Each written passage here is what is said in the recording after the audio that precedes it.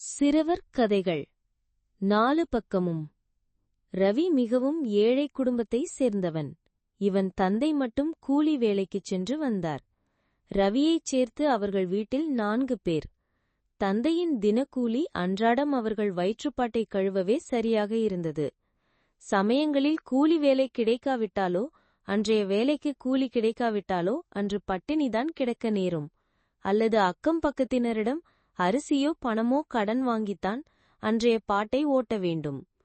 தங்களுக்கு மட்டும் ஏன் இந்த வறுமை, இந்த வறுமையை நீக்க என்ன வழி என்று ரவி யோசிக்காத நாளே இல்லை. ஒருநாள் அந்த ஊரில் காமாட்சி பாட்டி வடை சுட்டு விற்று வந்தாள். அந்த வழியாகச் சென்ற ரவி மிகவும் ஏக்கமாக வடைகளை பார்த்தபடியே சென்றான். அவனை பார்த்து இரக்கப்பட்ட பாட்டி, "ரவி, இங்கே வா, இந்தா வடை சாப்பிடு" என்றாள். "பாட்டி, என்கிட்ட காசில்ல, வேணும்னா உனக்கு நான் விறகு பொறுக்கி தரட்டுமா?" என்றான் ரவி.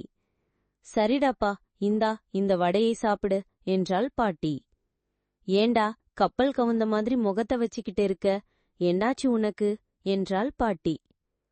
"பாட்டி, எல்லார் வீட்லயும் வசதியா இருக்காங்க, ஆனா எங்க வீட்ல மட்டும்தான் வறுமை தாண்டவமாடுது, என்ன செய்யறது பாட்டி?" என்று சொல்லும்போதே கண்களில் கண்ணீர் முட்டியது ரவிக்கு. குடும்பத்தில் ஒருவர் வேலை பார்த்து குடும்பம் நடத்துவது இக்காலத்தில் மிகவும் கஷ்டம். 4 பேர் இருந்தால் 4 பேரும் வேலை செய்ய வேண்டும், அல்லது 4 விதத்திலாவது வரும்படி வர வேண்டும். அப்பொழுதுதான் கஷ்டமில்லாமல் காலத்தை ஓட்ட முடியும் என்றாள் பாட்டி. அது ரவியின் மனதில் பசக்கென்று ஒட்டியது. உடனடியாக அம்மா எங்காவது வேலைக்குச் சென்றால் சிறிது கஷ்டம் குறையுமே என்று தோன்றியது. அம்மாவிடம் எப்படி எடுத்துச் சொல்வது என்ற தயக்கம். ஒருநாள், "அம்மா, என் நண்பன் ஜானுக்கு பிறந்த நாள், வகுப்பில் உள்ள எல்லாருக்கும் கேக் கொடுத்தான், சமோசா கூல்ட்ரிங்க் என்று ஒரே அமர்க்களம் அம்மா" என்றான் ரவி. "அவங்க அப்பா அம்மா 2 பேரும் ஆபீஸ்ல வேலை செய்யறவங்களா இருப்பாங்க, அதுதான் இப்படி செலவு செய்ய முடியுது" என்று கூறினாள். "அம்மா, நீங்க ஏம்மா வேலைக்கு போகல?" "நான் படிக்காத முண்டமாச்சே, என்ன வேலைக்கு போவது?"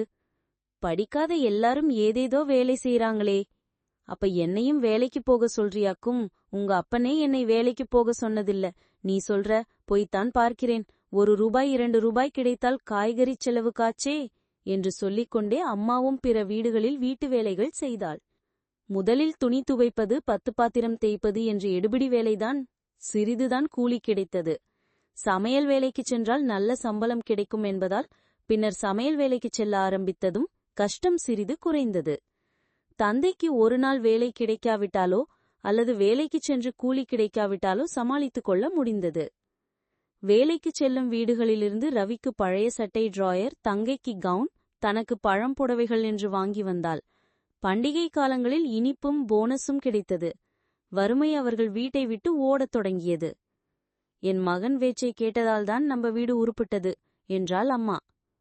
"அப்பா, 4 வித வருமானம் வரும்படி நாம் செய்யணும், அப்பதான் நாமும் இந்த சமுதாயத்தில் தலை நிமிர்ந்து நிற்கலாம்" என்றான் ரவி. யோசித்து 2 ஆட்டையும் 4 கோழியும் வாங்கினர்.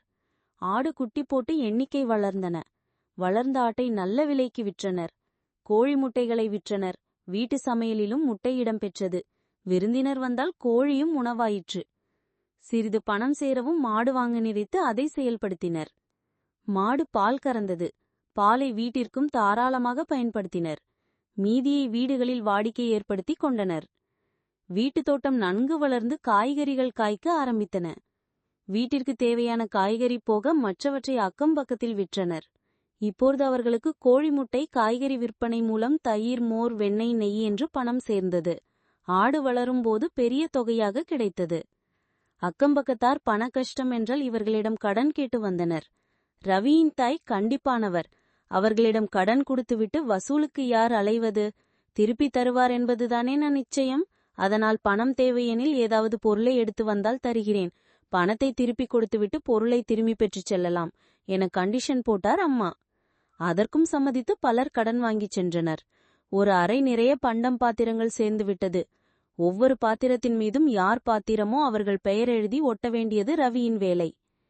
பெண்கள் என்றால் நகை ஆசை இல்லாமல் இருக்குமா? சேர்ந்த காசில் ரவியின் தாயார் காதில், கையில், கழுத்தில் என்று நகைகளாக வாங்கி அணிந்து கொள்ள ஆரம்பித்தாள். நகைகள் 1-2 போட்டுக்கொள்வதோடு நிறுத்திக் கொள்ளுங்கள், நிறைய நகைகள் உயிருக்கே ஆபத்து. மற்றவர்கள் பார்த்து பொறாமைப்படவும் செய்கிறது.